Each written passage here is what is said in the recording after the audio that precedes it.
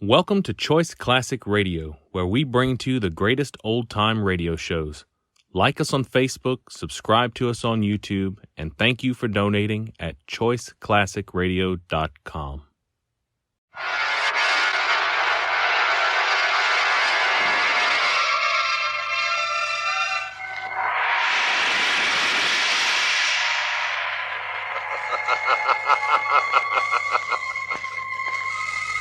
Who knows what evil lurks in the hearts of men? The shadow knows.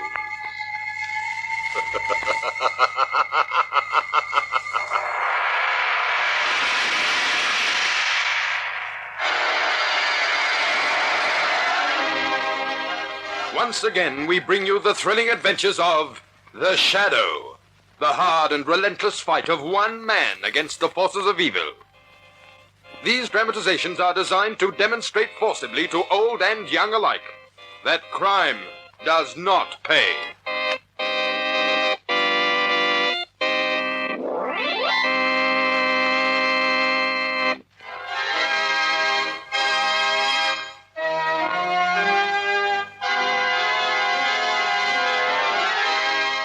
The Shadow, who aids the forces of law and order, is in reality Lamont Cranston, wealthy young man about town.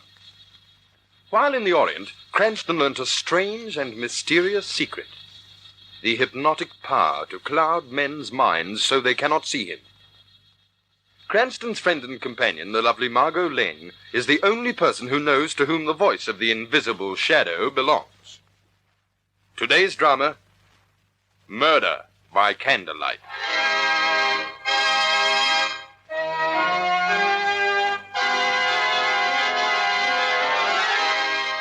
Our story opens in the soft, luxurious bedroom of Natalie Drake.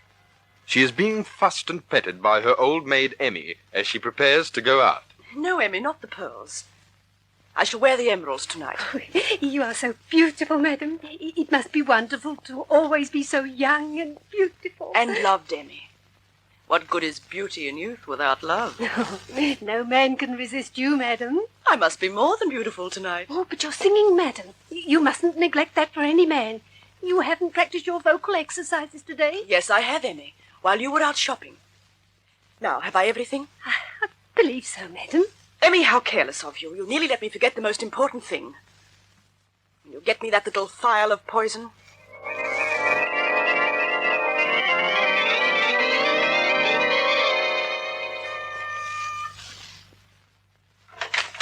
Well, it's about time you arrived. Oh, it's you. Good evening, Edward. Do you mind if I come in? What are you doing here? How romantic your bachelor flat looks by candlelight, darling. The table set just for two. Champagne on ice. I'm expecting a guest.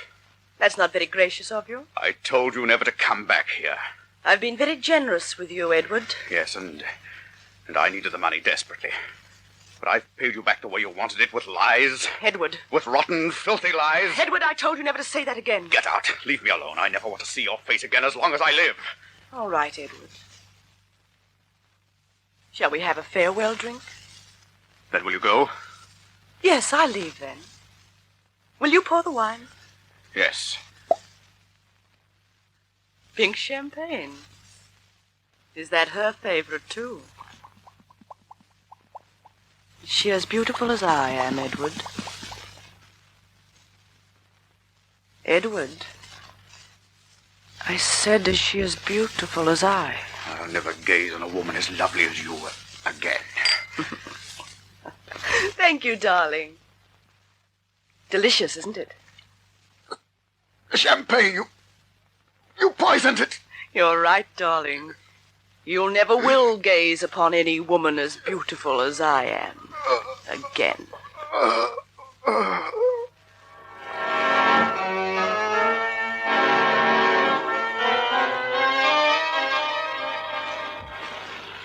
You do look ravishing tonight, Miss Lane. Why, thank you, Mr. Cranston.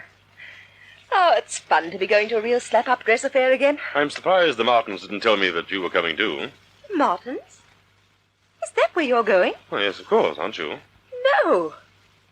When you phoned and asked me if I was invited to the party tonight, Naturally, I thought you meant Edward Charles. Oh, so that's where you're going. Of course. Oh, Lamont, this is charming. Here we are, both dressed to kill, going to 2 different parties. Do you mean you're actually going alone to Edward Charles's bachelor flat? Now, who said anything about going alone? There are probably scads of other people invited, even if he didn't happen to include you. Scads of other people my foot. Not if I know Charles. Oh, you don't really think Mr. Charles is trying to lure me up to his little flat alone? I wouldn't be surprised if he arranged this whole thing. Got the Martins to invite me out. Why, yes. Yes, I can see it all now. Champagne, lobster, supper for 2 by candlelight. Supper for 3, my pet. If you think I'm leaving you alone with Edward Charles, you're barking up the wrong wolf.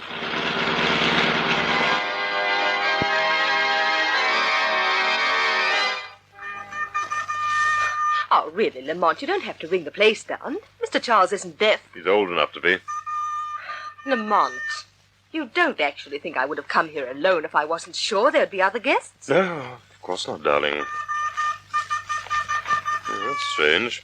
Doesn't seem to be Wait a anybody. minute. Someone's coming to the door.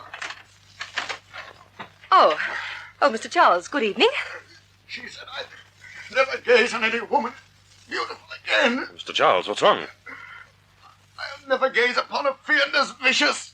Devil. Mr. Charles! Lamont, Oh, he's falling. I've got him. Close the door, Margot. Come on into his flat. What's happened to him, Lamont? I don't know yet. Here, I'll put him on the sofa. You'd better loosen his collar. Charles. Charles, what's happened to you? Lamont, he did expect me to come here alone. Look at the table set for 2. Candlelight and champagne. Someone's been here before us, Lamont. That perfume. And 2 champagne glasses with lipstick on one. Lamont, why are you looking so strange? This whole scene reminds me of something, Margot. Something I've heard or read. Murder by candlelight. Murder? Yes, Margot. Our host, Edward Charles, is dead.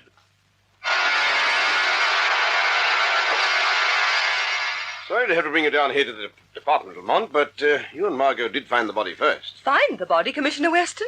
He practically died in our arms. Well, it's an open and shut case this time, Lamont. Edward Charles has been a playboy for years, only this time he picked the wrong girl. He tried to get rid of her, and she put poison in his champagne glass. Candlelight, supper for 2, playboy, and a famous beauty. Have you any idea who might have done it, Commissioner? Yes, Margot, I have.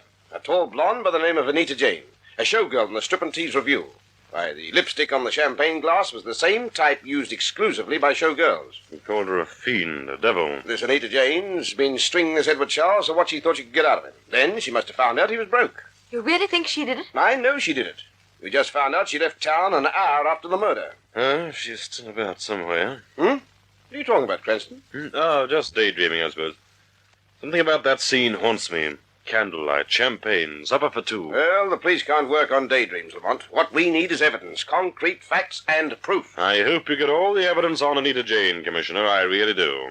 Come on, Margot. Oh, where are we going? I don't know. On a wild goose chase, perhaps.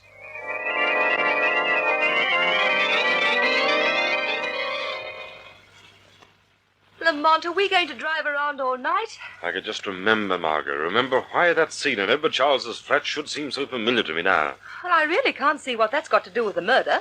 But if you insist, drive me up by Ricard Avenue. What did you say, Margot? I said drive me up by Ricard Avenue. That's it. I've got it. What? On that avenue, there was a famous murder in an old house. It happened, years ago, around the turn of the century. Exactly the same way. Later, several famous writers used the plot for stories. Murder by candlelight. The case was never solved. Around the turn of the century? But, Lamont, I still don't see what that has to do with a murder that was committed last night. That's just what we're going to find out. Where? A very exciting place, Margot. Well, where, Lamont, where? The public library, darling. Find anything yet? Here, look through this pile. Oh, but these old papers go way back to 1902. If you find anything before I do, don't hesitate to scream. Oh, Margot, have you found something? yes, Lamont, look here. Murder by candlelight. Socially prominent financier found poison. Famous beauty held. There's a picture. Oh, she's beautiful. Natalie Drake, popular singer, pleads innocence. There's something more in this paper. Huh? Natalie Drake acquitted of murder. Singer plans to retire. Inherits financier's mansion on Ricard Avenue. Here's a picture of the house. 310 Ricard Avenue. I remember that house. Where he was murdered. Margot? Yes, Lamont. Wouldn't it be strange if we found Natalie Drake still living there tonight? Look at the house, Lamont. The windows are all boarded up. Yes, the old mansion looks like it's been vacant for a good many years. There couldn't be anyone living in there. I don't understand all this, and I don't like it. This Natalie Drake, the beautiful singer, couldn't have anything to do with the murder. She must have died years ago. I was just wondering about that, Margot. Look. There's a man going round the side of the house. Come on, quickly. I want to find out where that man is going. Oh, it's no use, Lamont. He's disappeared. He got into that house somewhere. But the house is all boarded up. That's just it, Margot. That house isn't as vacant as we thought. We're going in. How, Sherlock? I don't know, but if he got in, we can.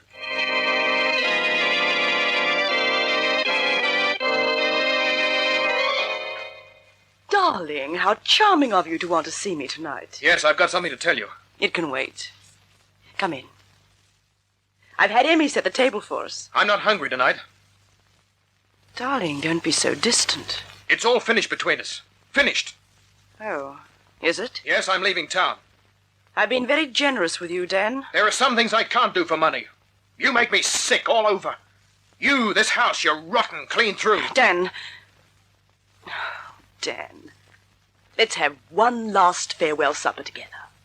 By candlelight. I said I wasn't hungry. Then a farewell glass of champagne. I'm not thirsty either. Oh, come on. Don't be such a fool, darling. Here. Drink this. You'll feel better. All right. To us, darling. Well, drink, Dan. Drink. You must think I'm pretty foolish. I know Edward Charles died of poisoned champagne, and I know who poisoned him. Why you? Keep away from me. What are you doing with that revolver? Just making sure I leave without any trouble. Get out! Get out and never let me see you again! Don't worry, you won't. I've seen just about as much rottenness as I can stand. And all of it is right in your face.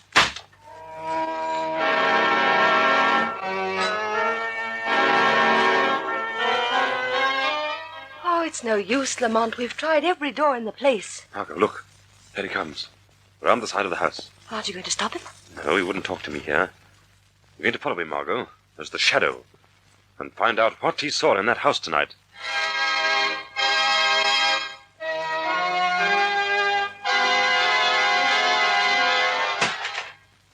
Who's there? Who's opening that door? You have a visitor, Dan Burke. Where are you? Everywhere and nowhere. All of the places you would like to hide, Dan. Who are you? The voice of the shadow. I've done nothing wrong. Then why are you packing? Why are you leaving town? I don't want to get mixed up in trouble. Trouble, Dan, at 310 Ricard Avenue. The beautiful lady of the candlelight and wine. I didn't know she was a murderer. What secret are you hiding, Dan? Is it Natalie Drake? Is it her secret you're hiding? Keep out of this if you know what's good for you, whoever you are. I can tell you she's not human or real. She's something out of a nightmare. Someone's calling you, Dan. It's her, I know. Answer the phone, Dan. Yes. Yes, she can't get me now. Hello? You didn't think you could get away that easily, did you, darling? You're really not planning on leaving town, are you? Where are you? In a flat just across from yours, darling. I've been watching you pack. I'm watching you now. It's she. She's in a flat across the street. Where? I'm sorry you wouldn't let me do this beautifully with candlelight and champagne. I'm sorry we have to say goodbye like this. Oh. In the window. Across the street. Get her. She's evil. The most horrible woman in the world.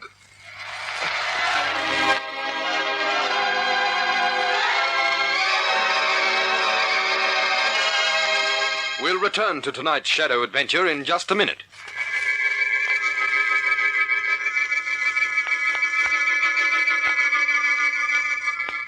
Lamont Cranston, on the trail of a beautiful young murderess, has just witnessed a second murder as the Shadow. His report to the police bring both Commissioner Weston and Margot Lane to the scene of the crime. Did you find anyone, Weston? No. My men have searched the whole flat building. You're sure the voice said she was in the flat across the way? Yes, I heard her distinctly, talking to him. How'd you find him? Well, Lamont and I were watching that house. We saw him leave. Lamont followed him here. I tell you, I heard her voice clearly over the phone, just before the shot. It was a young voice and beautiful in a way. Could it have been your blonde showgirl, Commissioner? You said she's left town. Well, she could have come back. Commissioner, would you like to take a little ride with Margot and me up to Rickard Avenue? Rickard Avenue? Cranston, do you still think those murders are tied up with that old history book case that happened 40 years ago? I'm beginning to, Commissioner. Well, you just go ahead and live in the past, Lamont. I'll take care of the present. I'm staying right here till I've collected all the evidence on the shooting and a report on that missing showgirl. All right, Commissioner. But I think in this case the past is going to be a lot more interesting than the present. Coming, Margot?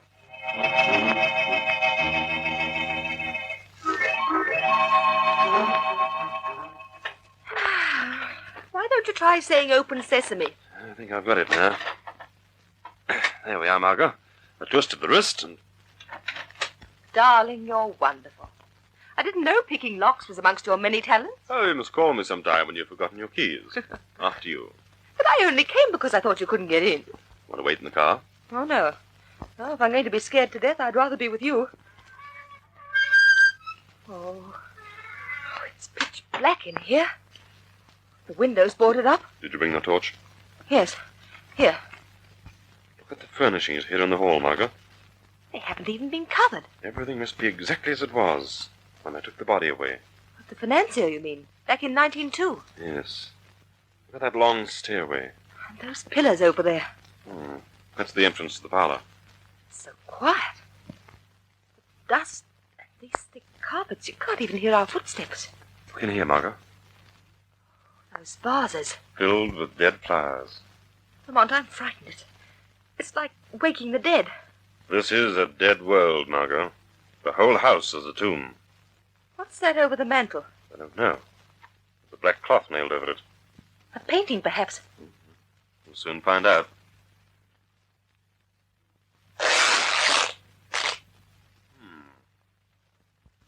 It's a large mirror. Oh, why do you suppose someone covered that? Like something in mourning. Here's another. A smaller one covered with black.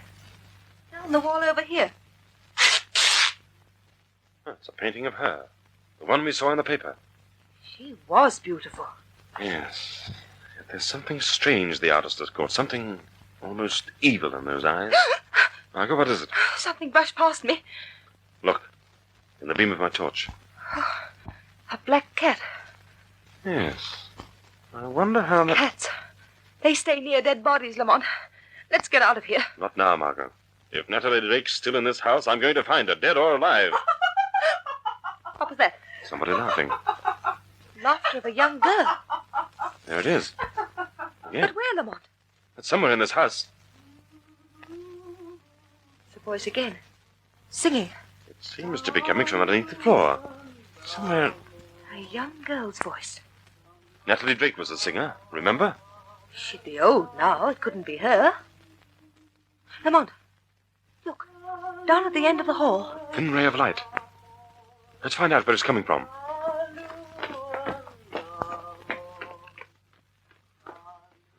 Here's where it's showing. A trapdoor in the floor. Singing is louder. It's coming up from the trapdoor. Stand back, Margot. I'm going to open it.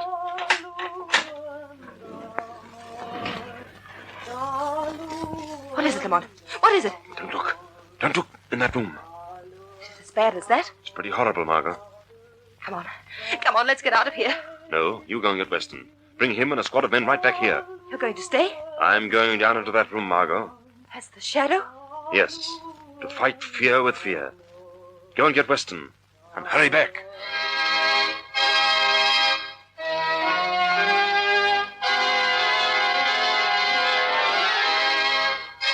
Emmy, the trapdoor. You must close it at once. Yes, madam. Well, go ahead. Look, madam, look! The trapdoor's closed by itself. Nonsense, Emmy. Yes, madam, but But I had a funny feeling just now that somebody came through it, down those stairs. Nobody could come in. Nobody knows about my secret rooms.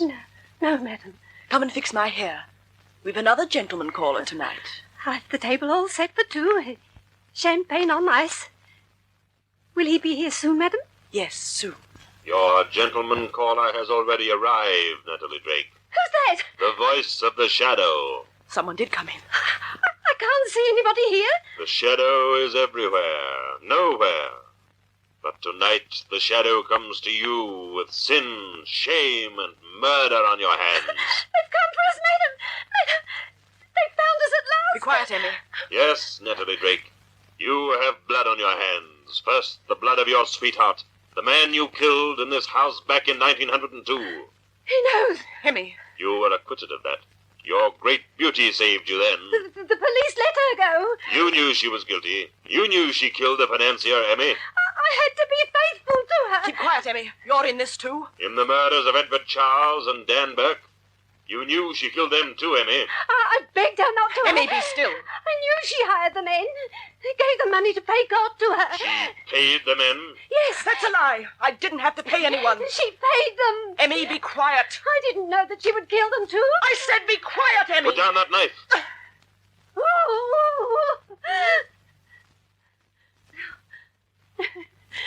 Now you've killed me too.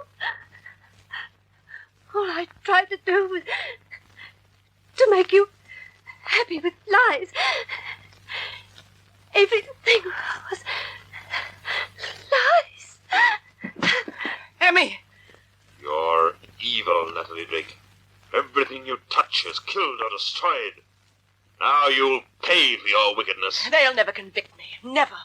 My beauty will save me again. There is no escape now. The police will come and get you. Where are you? What are you hiding? I'll kill you. I'll make you pay for this too. Tear the room apart, Natalie. You'll never find the shadow. I will. I'll find you too. They'll come and take you away. The whole world will know you as you really are, Natalie Drake. Let them look. They've seen such beauty only once before. Stop fooling yourself, Natalie. You're no longer young. I am. I'm young and beautiful. Only your voice is young. And now even that is changing. You lie. I am beautiful. Listen. Even your extraordinary voice fails you now that you know that you're finally caught. No. My singing, my exercises. I've learned how to keep it young always. Listen. In your hate and your fury, you're beginning to sound like you really are. I'm young. I'm beautiful and young. Listen to your voice. It's beginning to match your wretched, aged face. You lie. The men you paid to flatter you are the ones who lied. But even they couldn't stand to look at your wrinkled face, your thin, cruel lips, your clawing, murdering hands. That's a lie. I am beautiful. Look in the mirror then and see for yourself. No. Look in the mirror quickly, before the police come to take you away. I am beautiful. Young and beautiful. Now tear off the cloth. Look. You see, Natalie Drake, you really are a hideous, evil old woman.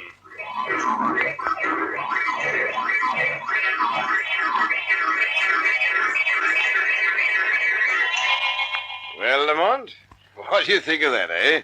Margot told me the place to find the Drake woman. I got my men there, found a hideout, and now I've got her in jail. Yes, Lamont. I suppose that's one time we got in ahead of you. Yes, I suppose it is. Congratulations, Weston. Thanks, Lamont. By the way, where were you anyway when we broke into that house? Off on some wild goose chase, I suppose, Mr. Cranston? How did you ever guess, Miss Lane? Well, I suppose we all get off on the wrong track sometime. Yes, I suppose we do. By the way, Commissioner, did you ever catch up with the tall, blonde showgirl of yours? Oh, yes, I did. She left town all right, along with one of the electricians of a show. Is that so? Where'd you find them? On the mountains. On the mountain? Yes, we interrupted her honeymoon, I'm afraid.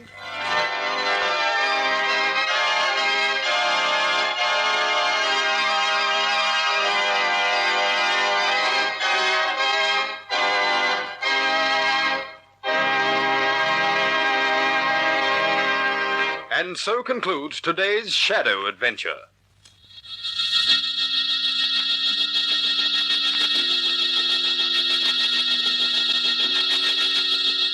Next week, same time, same station, we bring you another strange and thrilling adventure in the Shadow's daring battle against the forces of evil, demonstrating that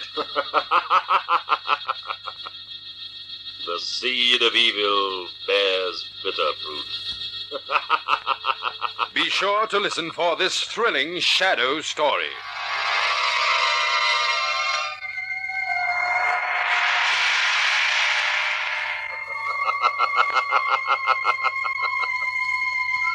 As you sow evil, so shall you reap evil. Crime does not pay. The Shadow knows.